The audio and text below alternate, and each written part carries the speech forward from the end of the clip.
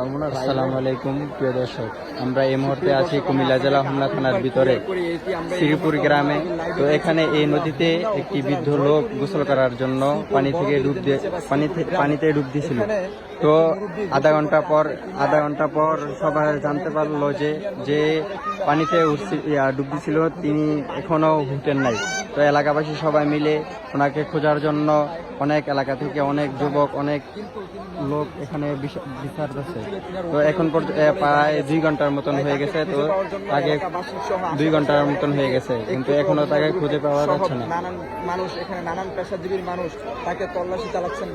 তো আপনারা সবাই দোয়া করবেন, ওনাকে যদি ঠিক মতো পায়, ওনার যদি কোনো ক্ষয়ক্ষতি না হয়।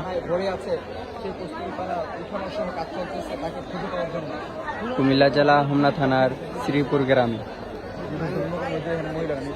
আর এই নদীটাতে আমি এখন পর্যন্ত দেখি নাই যে এই কস্তুরিগুলা মানে হইতে সারা বছরে দেখি এই কস্তুরিগুলা মানে এখানেই থাকে।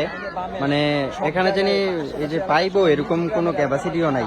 এই যে দেখেন অনেক লোক, হাজার হাজার লোক এই যে ওনাকে বিচারতেছে।